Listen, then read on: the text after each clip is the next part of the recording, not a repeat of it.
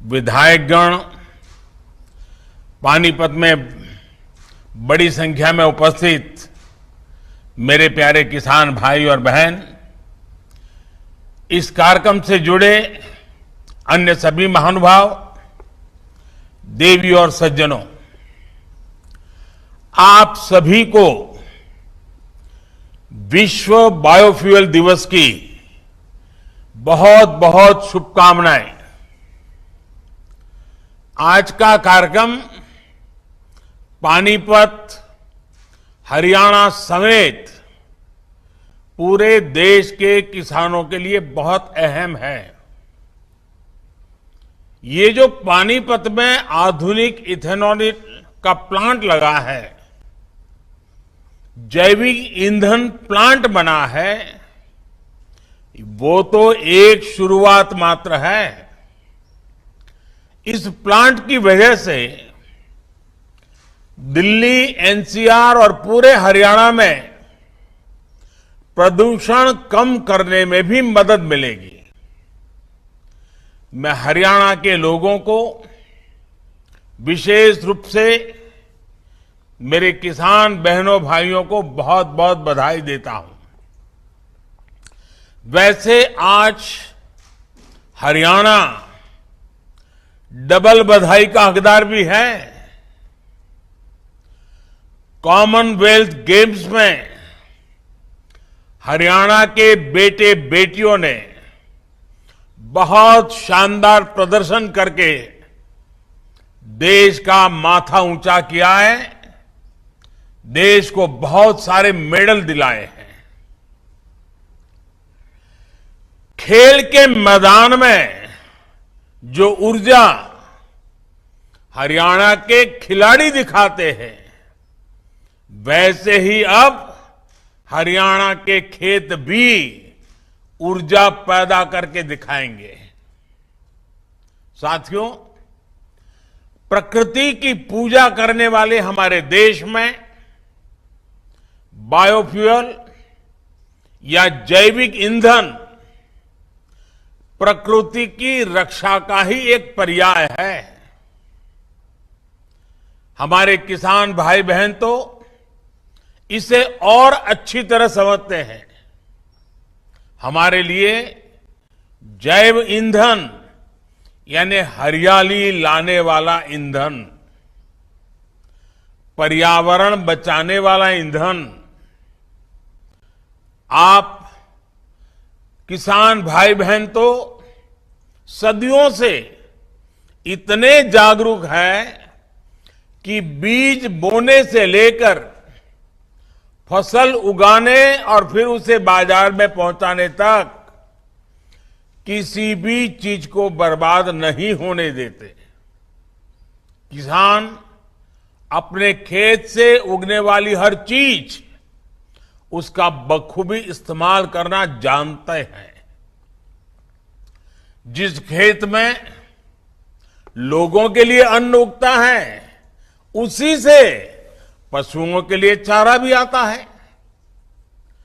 फसल कटाई के बाद खेत में जो पराली बच जाती है, उसका भी हमारे अधिकतर किसान सही उपयोग करना जानते हैं।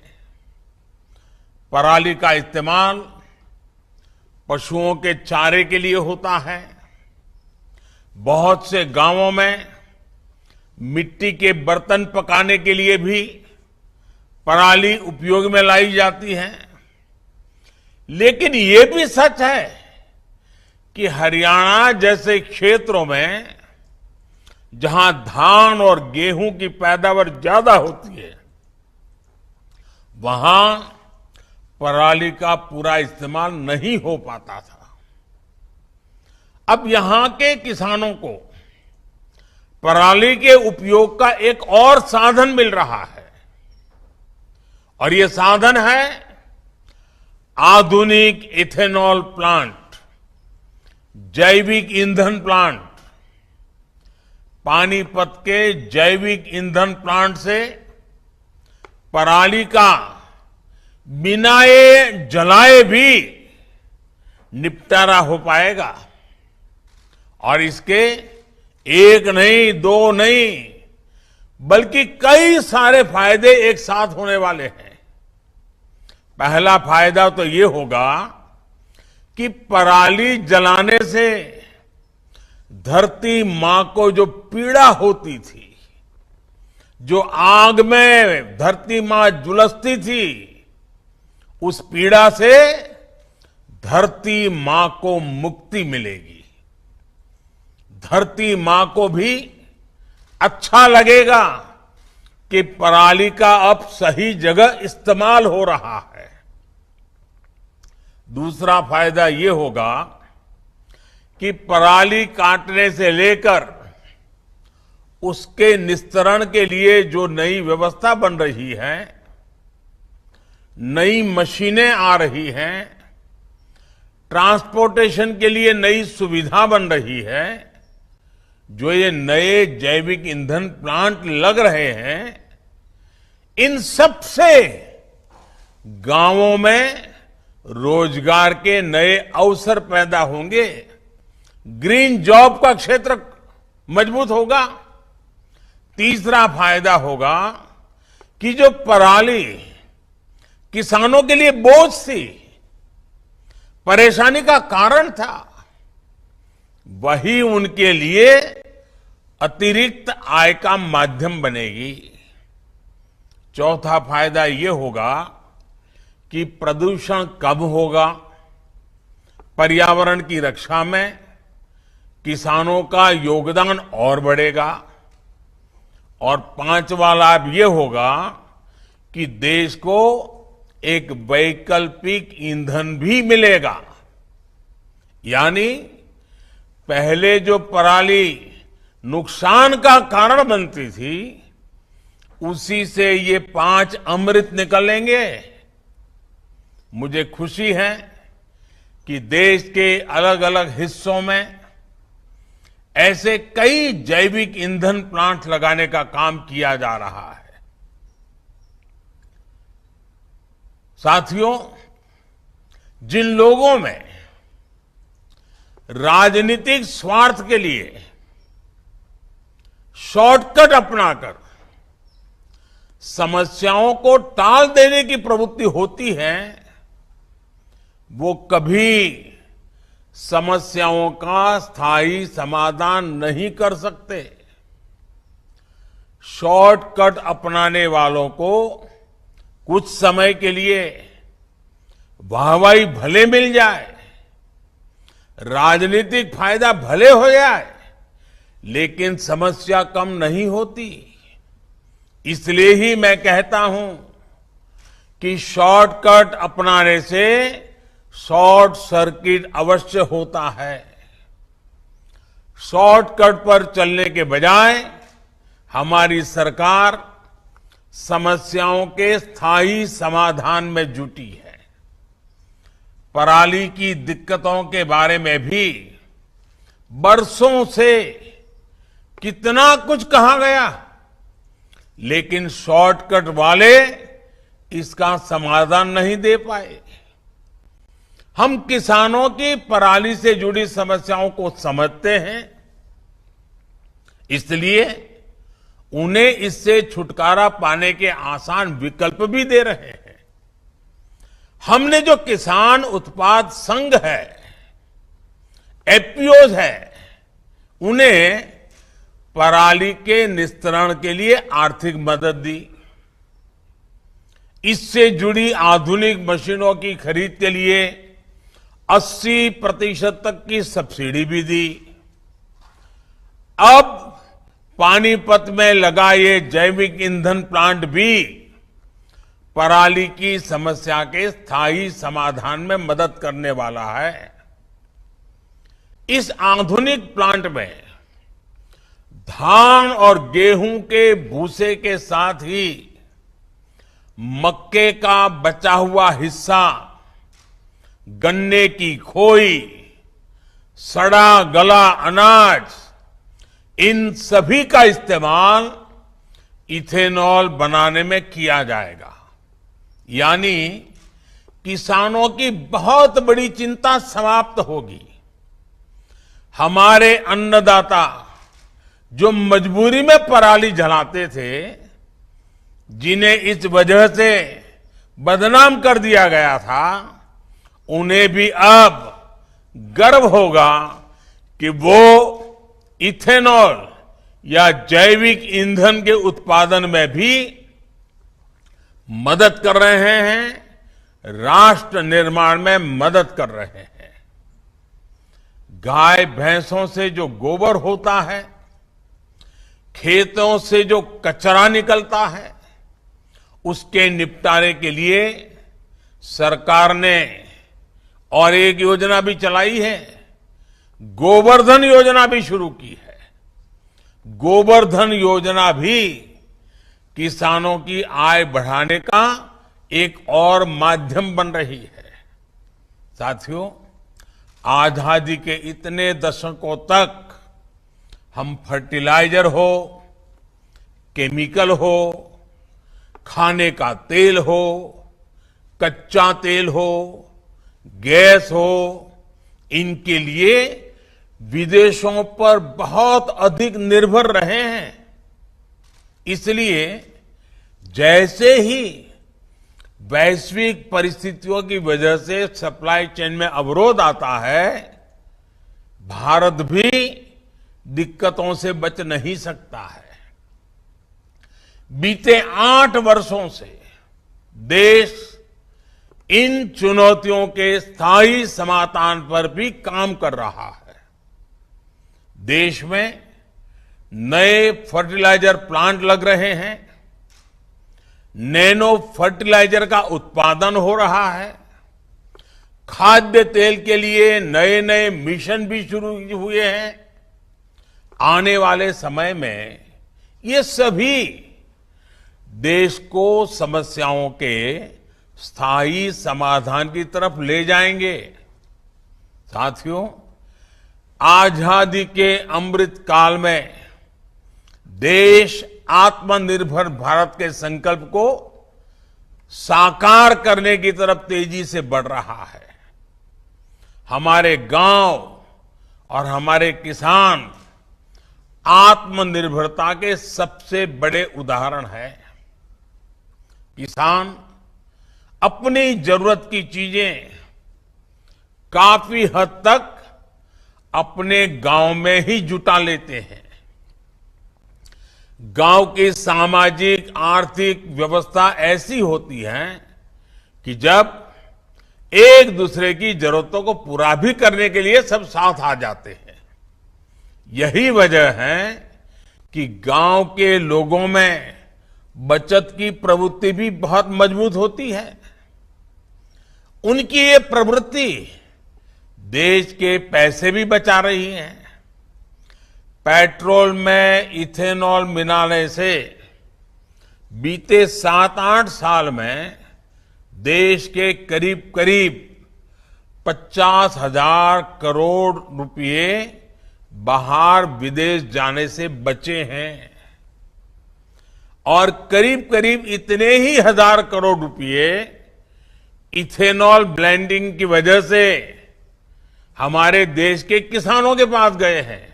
यानी जो पैसे विदेश जाते थे वो एक तरह से हमारे किसानों को मिले हैं।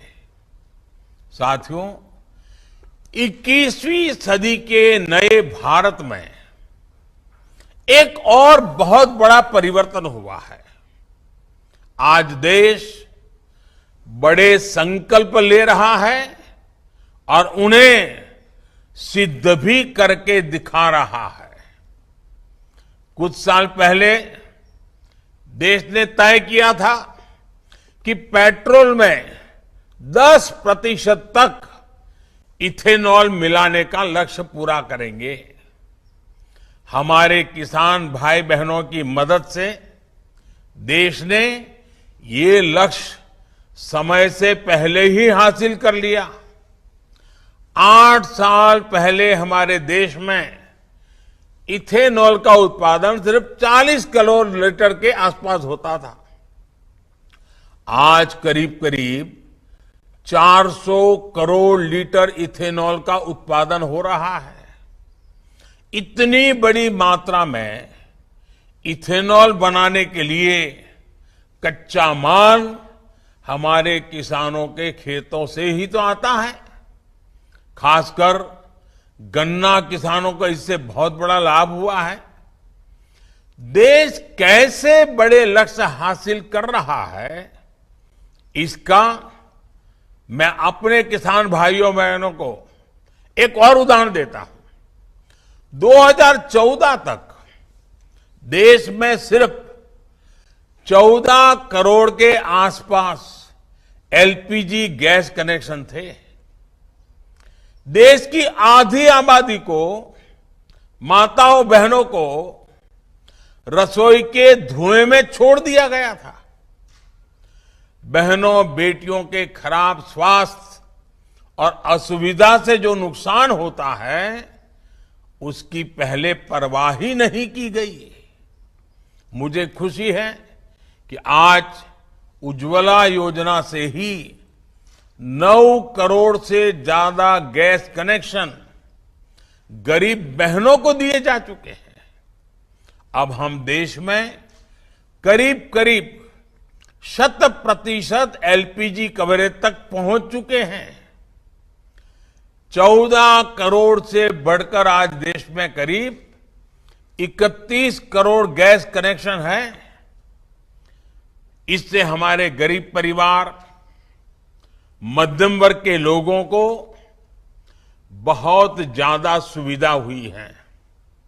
साथियों, देश में सीएनजी नेटवर्क बढ़ाने और पाइप से सस्ती गैस घर घर पहुंचाने के लिए भी तेजी से काम चल रहा है।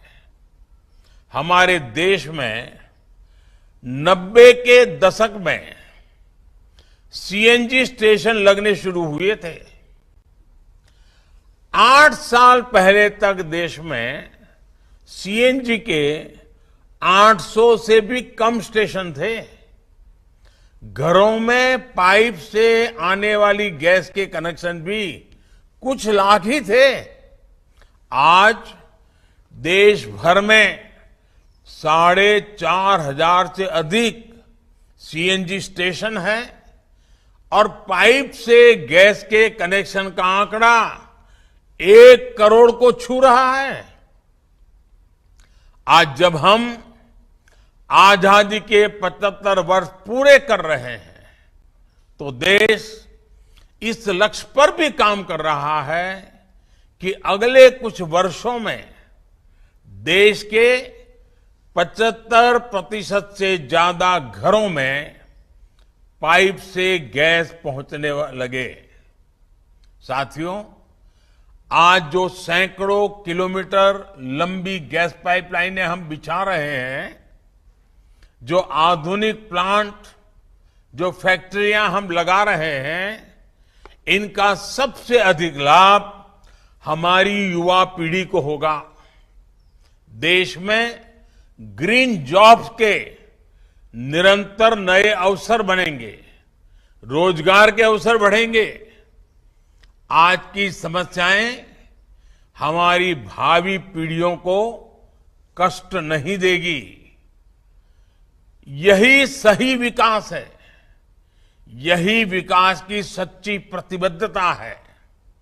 साथियों, अगर राजनीति में ही स्वार्थ होगा तो कोई भी आकर पेट्रोल डीजल भी मुफ्त देने की घोषणा कर सकता है। ऐसे कदम हमारे बच्चों से उनका हक छीनेंगे, देश को आत्मनिर्भर बनने से रोकेंगे। ऐसी स्वार्थ भरी नीतियों से देश के ईमानदार टैक्स पेयर का बोझ भी बढ़ता ही जाएगा। अपने राजनीतिक स्वार्थ के लिए ऐसी घोषणाएं करने वाले कभी नई टेक्नोलॉजी पर निवेश नहीं करेंगे। वो किसान से झूठे वायदे करेंगे, लेकिन किसानों की आय बढ़ाने के लिए इथेनॉल जैसे प्लांट कभी नहीं लगाएंगे। वो बढ़ते प्रदूषण पर हवाई बातें करते रहेंगे, लेकिन इसको रोकने के लिए जो कुछ करना होगा उससे दूर भागेंगे। मेरे प्यारे भाइयों बहनों, ये नीति नहीं, अनीति है। ये राष्ट्रहित नहीं, ये राष्ट्र अहित है। ये राष्ट्र निर्माण नहीं, राष्ट्र को पीछे धकेलने की कोशिश है। देश के सामने जो चुनौतियां हैं, उनसे निपटने के लिए साफ नीयत चाहिए, निष्ठा चाहिए, नीति चाहिए।